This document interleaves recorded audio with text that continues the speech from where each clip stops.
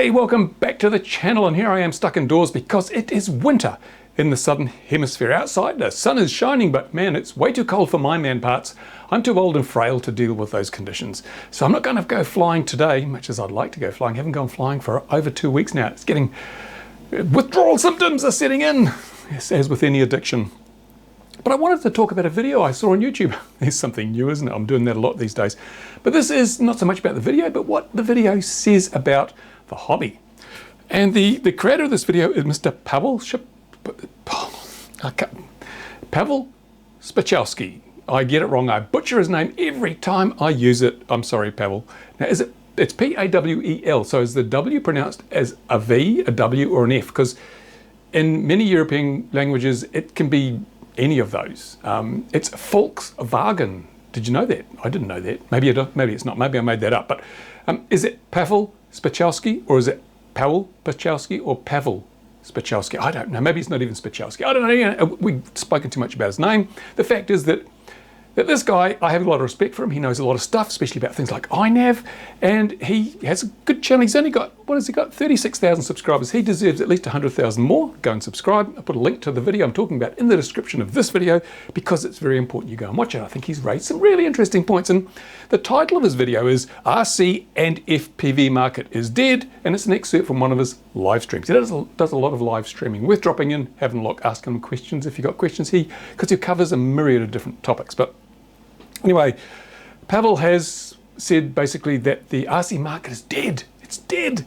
It's dying, and it'll soon be dead, and we'll all be zombies. Well, I don't know that I totally agree with that perspective, but everyone's perspective is valid. May not be what you think, but that's what Pawel thinks. And I agree to a certain extent, because one of the things that over the years we have been guilty of is vastly overestimating our own importance in the greater scheme of things.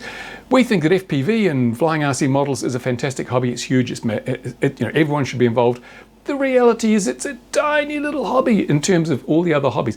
We're outnumbered by people who play golf, people who go fishing, people who do motorsports. We are just a tiny fraction of all the hobbies in the world, and we're not that important, to be totally honest. So the fact that the hobby is the market is in decline, because the hobby's in a bit of decline. I've got to admit it. Now, Pawel does an analysis. He looks at the videos that are being produced by many of the popular channels like Painless 360, Curry Kitten, UAV Futures, all those things, and he notices a trend. And the trend is that the video views are going down. They're in a downward decline, and he says this is an indicator that the hobby and the market is in decline. And I've got to agree with him to an extent, but there's many other factors involved in that decline. Perhaps the biggest one is COVID-19. COVID-19, because you've got to remember the world is gradually coming out of lockdown.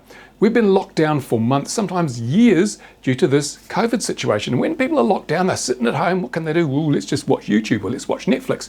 So it's only natural that we're coming from a high. A lot of channels have had more views. Let's say 12 months ago, they were doing pretty well, a lot of views, because there's nothing else for us to do but watch these channels on YouTube. And now that people are able to get out more, they're able to go fishing, swimming, tramping, hiking, play sports, there's less incentive. There's less people, or fewer people staying at home watching YouTube in their mother's basement. So naturally, views are going to tank. They're going to decline right across the entire landscape of YouTube. And I mentioned this a while ago, that the views were in decline, and Pawel's backed it up. But I don't think it's entirely down to the hobby itself. I think it's just general things. It's the general change in habits, activities by people who previously were using a lot of YouTube, not using quite so much YouTube now. But to be fair, Pawel is correct when he says that the hobby is in a decline, and especially the market. When I'm talking about the market, I mean all those people making stuff for FPV and RC models. There's just not as many people buying that stuff anymore, which is you'd think that's a bit strange, because now that people can go out and fly, wouldn't they buy more stuff? Well, no, there's a number of things affecting that. One of them is you just can't get the bits to make stuff. There is a chip shortage, a worldwide chip shortage. And if the likes of Ford and Volkswagen can't buy chips because they're not available, what are the odds of some little Chinese company being able to buy them to make you a flight controller or an ESC or a radio or receiver, whatever?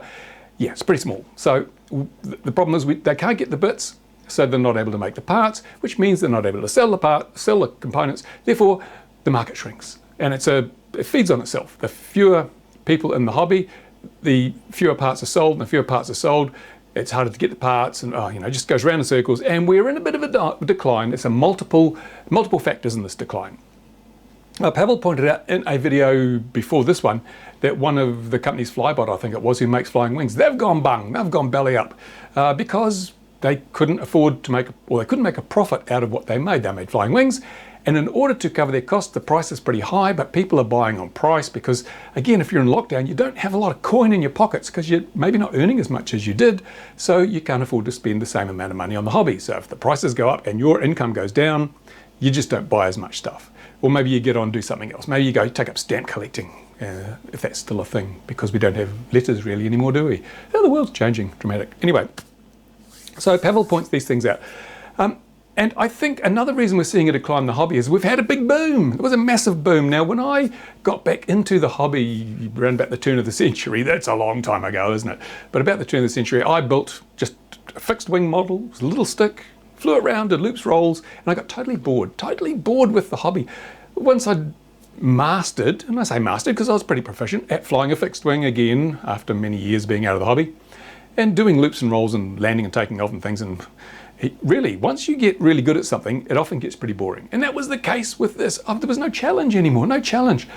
And then I discovered 3D. I was almost going to give the hobby up again. I discovered 3D, hovering and basically Harriers and all that sort of stuff. Really cool stuff. Very, very difficult to do for an old fellow like me. And so therefore it was very challenging. I got into it. It's really exciting because every day I learned something new. I learned something different. And my skill level was going up and up and up progressively. And that's incredibly rewarding. When that happens, you think, woo, I want to do more of this. So I really got into 3D, and I built profiles and I built fatties and I built electric ones. I had so much fun flying 3D. And then in about 2015, Blackout the Drunk sent me a Blackout Mini H mini quad. And I didn't know what the hell this thing was. I'd flown tricopters with helicopter gyros and things before. I'd done multi-rotors. They didn't really appeal to me that much.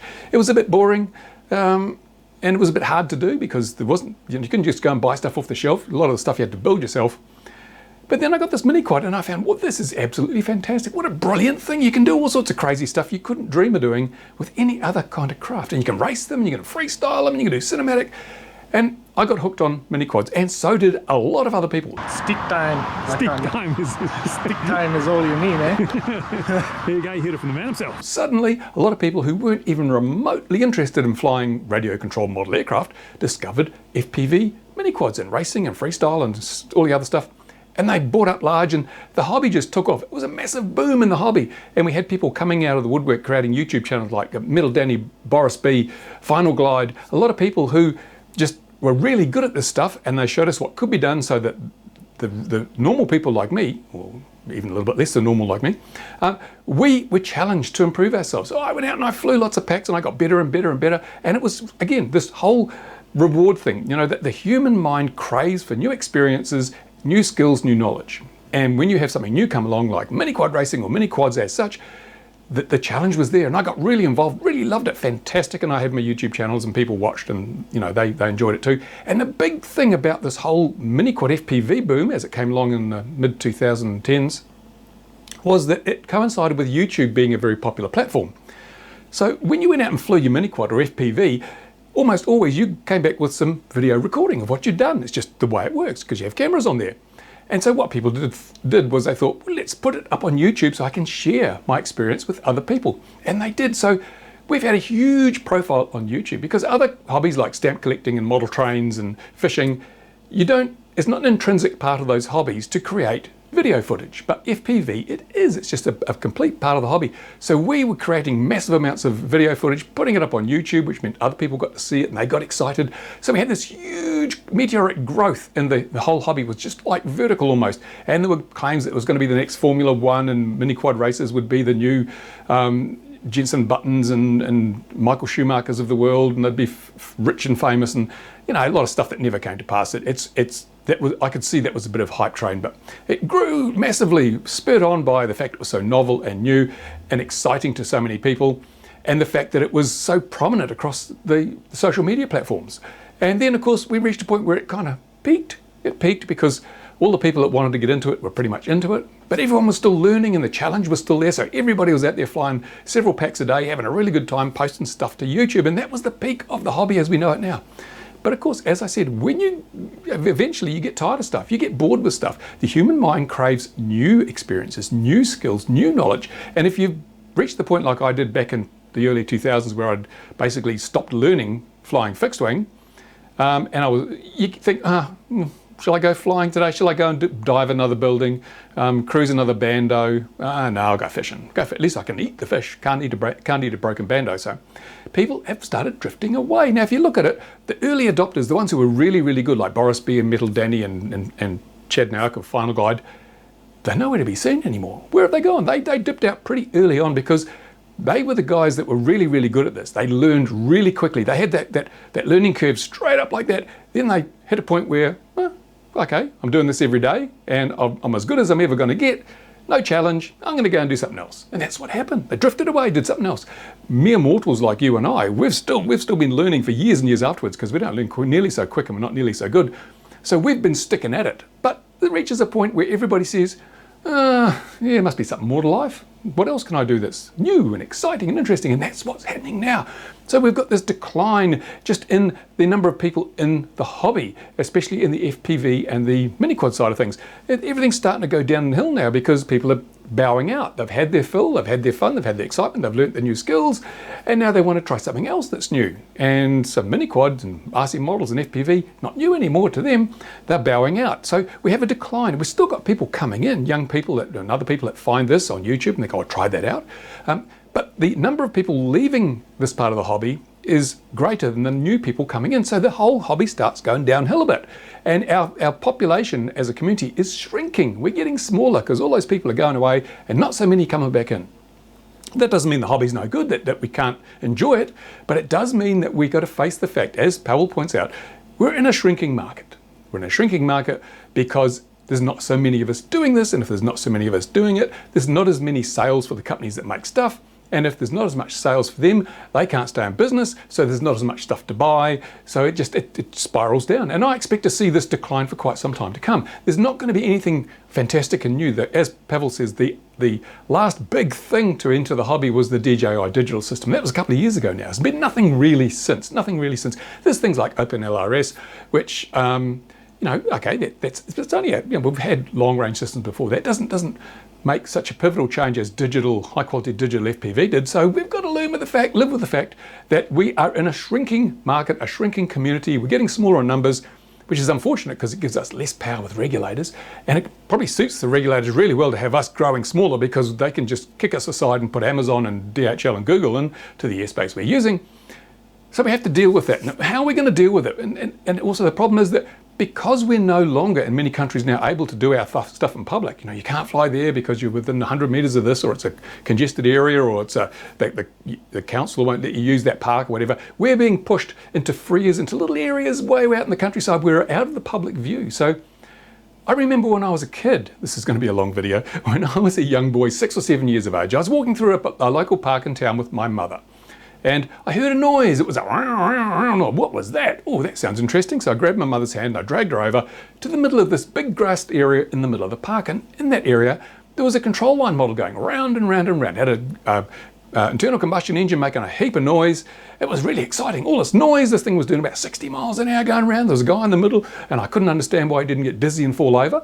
And there was another guy there with a bottle and all sorts of rags and things. I thought, wow, this is fantastic. So I watched this thing for a few minutes until it landed, and I went over and the guy showed me it and let me pull on the wires and watch the elevator go up and down. I was hooked. I thought, this is fantastic. I'd smell the castor oil. It's more addictive than crystal meth, more addictive, than pee, which we call it in New Zealand. It's a really addictive thing, this hobby. So I was hooked, got the castor oil in my nostrils, game over. I am now an avid modeler. This is at the age of 6 or 7. And the reason that happened was because I saw this in a public park, in a public place, and it was just everyday things. There weren't people running for cover. There weren't police rolling up demanding to see the registration documents and remote ID and test exam things. And no, it was just accepted as a part of life. Back in the 1960s, someone could fly a model around in a park, control line, noisy and dangerous, so dangerous, 60 miles an hour.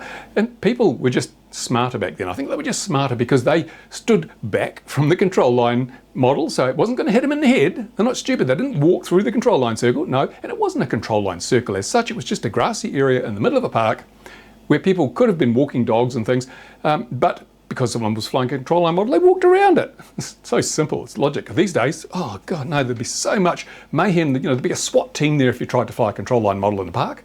So it's just perception has changed, the world has changed. But what's happening is, of course, we're not going to be exposing the public to our hobby in the way that these people did all those years ago, over 50 years ago, by doing it in a park. A lot of people in New Zealand, you can't fly in a park without permission of the council that owns the park, and there's all these rules and regulations, and we're just being pushed further and further into the background, out of view, and that's the goal of regulations. If you look at them in America, if you're going to fly with that remote ID, you've got to fly in a freeway, which will be grassy field, miles from anywhere. No one will accidentally bump into you and say, oh, this is an interesting hobby.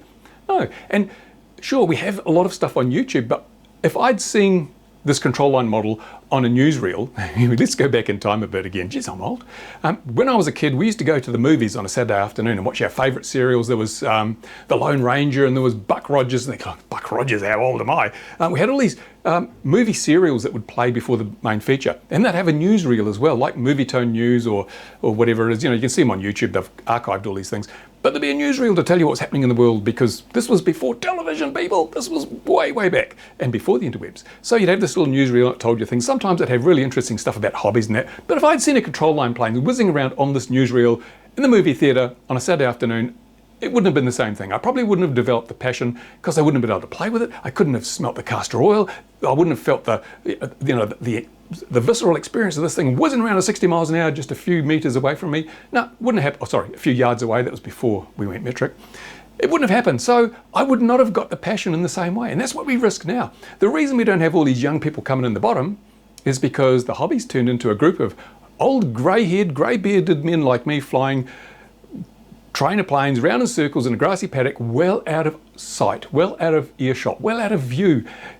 And that's going to get worse and worse with the changes in regulations. We're just going to get pushed into oblivion, and the result is not going to be good for anybody. The hobby will die. So we've got to come up with strategies to avoid this. We must. The hobby is in our hands. We can't just sit idly by and watch this happen, as is currently the case. Pawel has pointed out, bring him back, Pawel has pointed out that we have an issue, there is a problem. And some of the things we can't change the fact that people get bored with doing the same thing every day, so they tend to do something else. We can't change the fact that we've got COVID-19 has affected people's viewing habits on YouTube, but we can do things to make sure that we can manage as much as possible the obvious decline in the hobby and the markets that serve it. We need to come up with strategies for this, because our big enemies are, really, to be honest, regulators. Regulators are the big enemy. They are the ones that want to basically regulate us out of existence. Not necessarily totally, but regulate us out of the public eye. We won't be able to fly anywhere. And so the kids won't see us, and they won't develop the passion, and they'll just sit in their mother's basement playing PlayStation until 25 years of age and die of a heart attack through too much pizza. That's what's going to happen. So yeah, that's my video for today. I hope you enjoyed that. It was a rant, wasn't it? It wasn't going to be a rant, but it turned into everything turns into a rant eventually when you get old, because you're always old and grumpy. But there you go. I'd like some feedback, some comments. I'm going to put a link to Pawel's video in the description of mine. As I say, go and watch his video, subscribe to his channel. He deserves the subs. He does a lot of work, hard work with iNav, and also creating videos and live streams. Fantastic. Don't miss him. But tell me what you think. Have I nailed it? Have I got it right? Is your experience with introduction to the hobby like anything like mine? Or are you much younger and therefore you've never seen a control line model flying in a park before? I don't know. But there you go. That's it. Oh, that's taken a bit of energy. Oh, it's time to do a workout, I think. But, oh yes, while I've got you here, one of the bits I've been waiting for the video server, yes, the RC Model Reviews /XJet video server, which will enable you to watch videos outside of YouTube, has arrived this morning in a little brown box. Courier delivered it. So I'm working on that this afternoon, trying to get more of that done. I've also, of course, still working on the app for the ADSB alarm. The ADSB alarm's pretty good, but you'd need an app to do things. I don't want to put GPS as a part of the alarm itself. So you use a phone and you can say, I'm here, Bing, give me a 5 mile or a 3 mile radius or whatever, and anything below 1,500 feet or whatever. You can set all those parameters through your phone, your smartphone, which is a really good idea. And that will then set the app up, set the program up on the ADSB alarm so it'll work that way. I may also put alerts so that if you're sitting out there on the flight line with your phone in your pocket and a plane comes along, your phone will vibrate or your phone will make a noise so you don't have to be within earshot of the alarm. Little things like that. Still working on, coming. Don't worry, I've not forgotten it. One benefit of the winter weather is I get to spend lots more time inside behind a computer screen. If only I had access to my mother's basement, this would have been finished by now. Never mind. Anyway, thanks for watching. Thanks to my Patreon supporters, you guys, you know you make it all possible. Couldn't do it without you. And now I'll get on with all the work I've been talking about. Thanks for watching. Bye for now.